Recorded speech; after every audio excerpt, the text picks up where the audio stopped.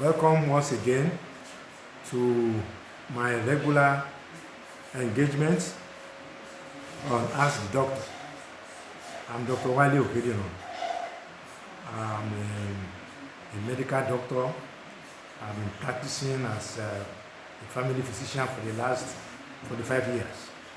In this session, I will go through questions asked sent by my patients and my answers.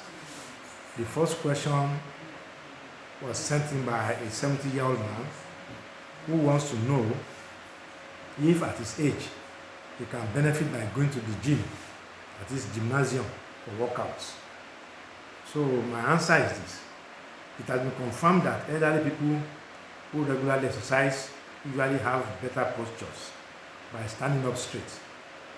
That is just cosmetic, but it also means that they have more mobility and freedom of movement around their neck and shoulders. The next thing I will say is their agility or nimbleness. That is, getting up and down from the floor is easy for them. And when you want to step down staircases or move around in general, they will find it easier to do. In addition, their physical appearance will also improve, especially their mental strength. Mentally, they get better because they now know that they can remember things better.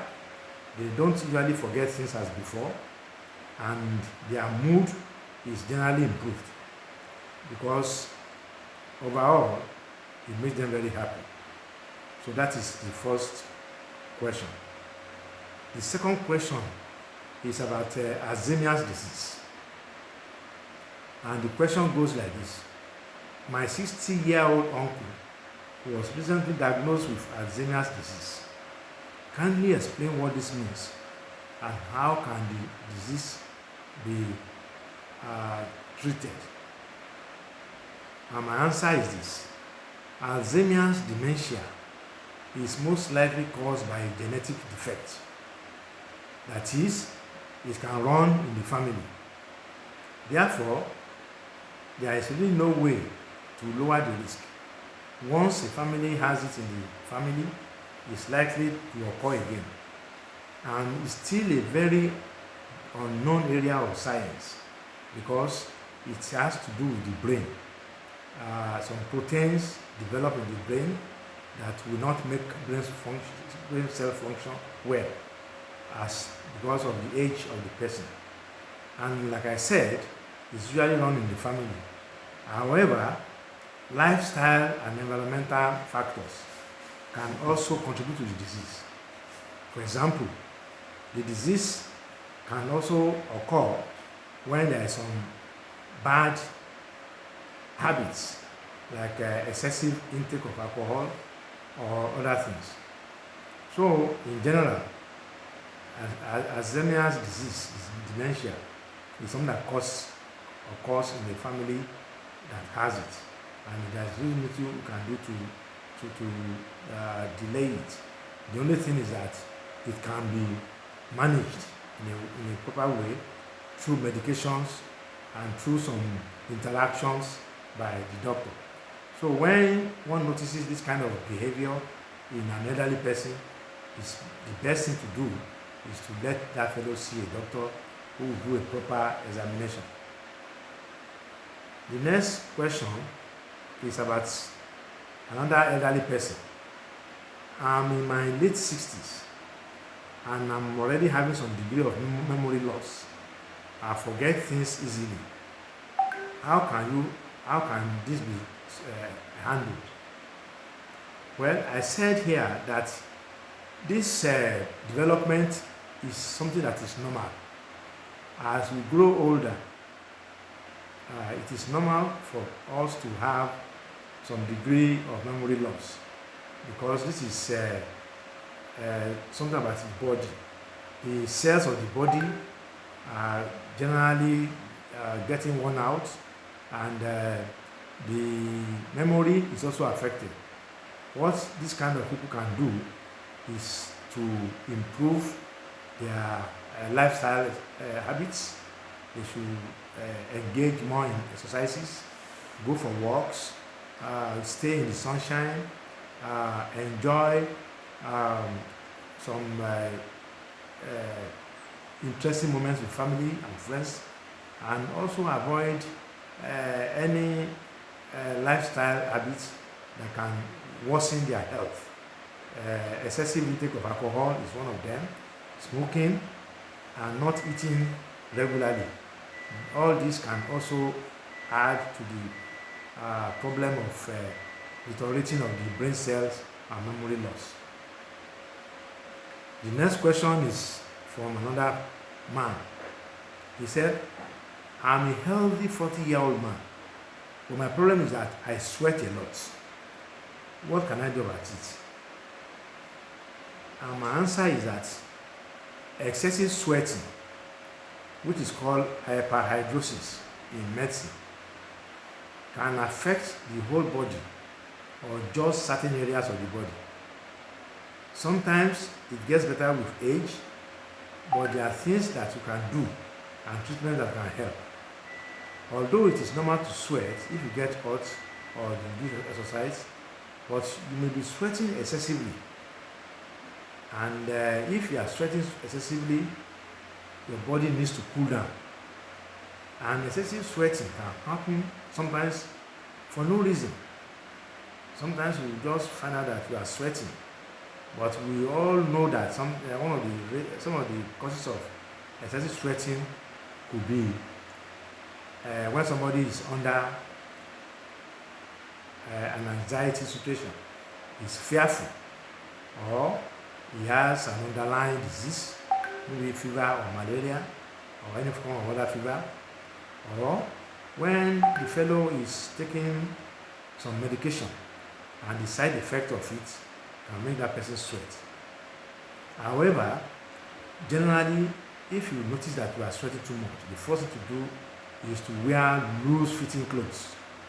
Don't wear something that is heavy. When you wear loose fitting clothes, it will minimize your sweating.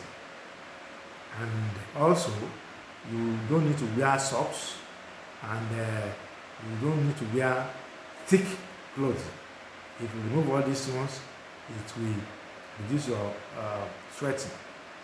Then, it is also important that nylon dresses, nylon clothes, or synthetic fabrics can also increase somebody's sweating. That is why it is important to wear pure cotton, clothes that are made of cotton, and that will reduce the sweating. It's also important to reduce consumption of alcohol or the consumption of spicy food, because these ones can also make some person sweat. If after all this, the sweating does not improve, then you have to see a doctor who will take your blood samples and do some other tests to confirm whether you have some underlying illness or infection which will need to be treated. The next question is from a lady. She says she wants to know whether she has heard of hernia. She said, do women also have hernias? And the answer is yes. The women can also have hernias. They can have hernias in the upper part of their thigh, where there is a deficiency between the abdomen and the pelvic area, where because a hernia occurs when there is a deficiency in the muscle wall. Maybe the wall in that area is weak. So something in the abdomen, like the intestine, can start coming out into the wall of the abdomen, which we call a hernia. So a woman can have a hernia at the upper part of the thigh. You can also have a hernia at the belly button. That's what we call umbilical hernia. Or if the woman has had a previous operation, like a cesarean section or what, that incision site can be weak, and then it can also lead to hernia. So these are some of the areas a woman can have hernia. And once you see that, the best thing is to see a doctor who will know whether, if that hernia is a small one, you can manage it without operation. But if it's a very big one, then you have to be operated. The next question is, the complaint here is that he said that I find it difficult to tolerate a slight increase in heat for the past few weeks. Once where people will be sitting down somewhere and they will not feel hot, but for me, I'll be feeling hot. What can cause this? And my answer is that this is what they call heat intolerance. That is, you cannot tolerate a little increase in temperature. And heat intolerance is an unusual sensitivity to heat. People with heat intolerance may feel hot when others feel comfortable or cold. Heat intolerance may be caused by so many problems. It could be a response to heat, it could be a response to anxiety, or maybe a drug that the person is taking, or it can be a symptom of an underlying medical condition. Then some medications can change the body's response to heat. Maybe somebody is taking some drugs for hypertension or for some other things. The side effect of that drug can cause that person to have intolerance to heat. Again, there are some medical conditions that we say are found in the body, in the hormone of the body, because the body has a way of secreting hormone in the endocrine system. These hormones, when there is a disorder in these hormones of the thyroid gland in the neck, or hormone of some other part of the body, it can also affect that person to be very intolerant to heat. And one of the ways to reduce this is to avoid direct contact with sunlight. It's better for the person to try to stay under the shade when outdoors instead of staying under the sun. Then, if you can afford it, a cooling fan should be very available in the house, or air conditioner system. This will reduce the body heat and the sensitivity to heat. Then it's also nice to drink plenty of fluids, because when you are sensitive to heat, the tendency is for you to lose a lot of body fluid. So you need to drink plenty of fluids to avoid dehydration. And then again, just like I mentioned earlier on, if you wear light colored, loose fitting clothing. And then avoid taking alcohol, particularly during the hot weather. You can also take regular cold shower, or you can go for a swim if you have a swimming pool nearby. And sometimes you can put a towel in the cold water and put it around your neck.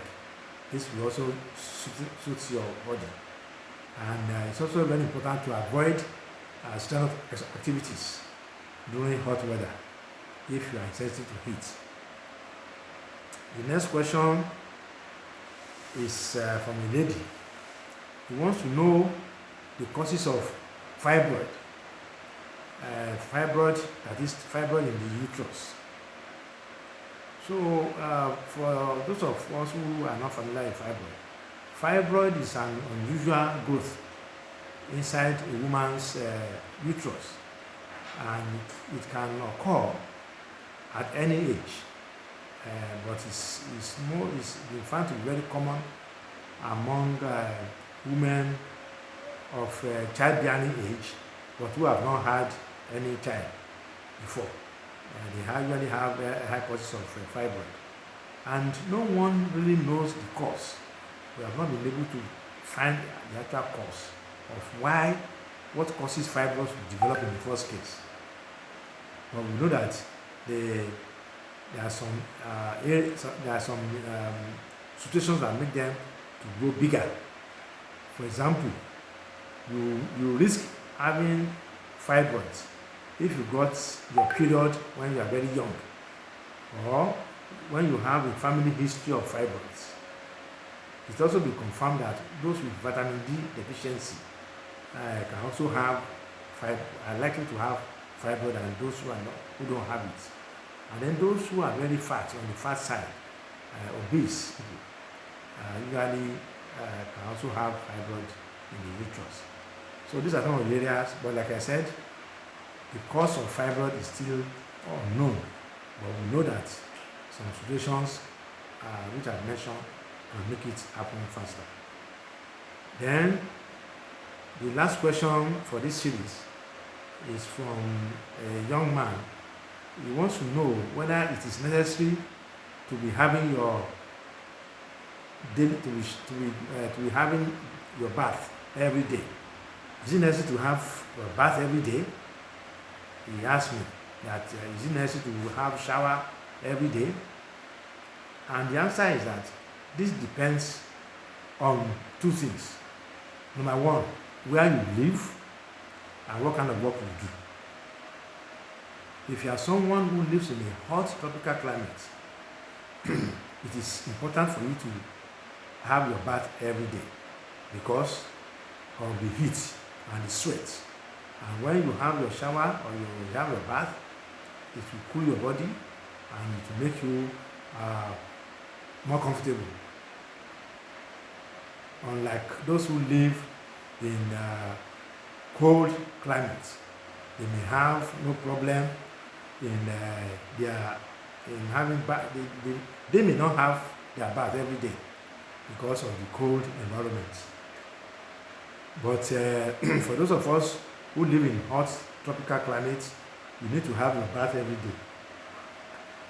But then if you also work in a dry and dusty area, you will need to have your bath every day because of the heat, of the dust. Now, if you also have physical labor, if you have physical labor, that is, you sweat a lot, then you need to shower every day so that you can get all these dirty things and sweat off your body. But if your work is maybe in the office, air-conditioned office, maybe you don't have to have your shower every day. So that's why I said that having or not having shower every day depends on two things: where you live and what work you do. If your work is in a dusty environment, it's better to have your shower every day. If you live in a hot climate, tropical climate, you need to have your shower every day. Apart from this, then you may not need to have it every day. So on this note, we have come to the end of another session, and I will be looking forward to seeing you again next time with another set of questions. Like I said, I'm Dr. Wale Okedino. I'm a medical doctor, family physician of 45 years standing, and I'm here to answer your question. Thank you. Bye for now.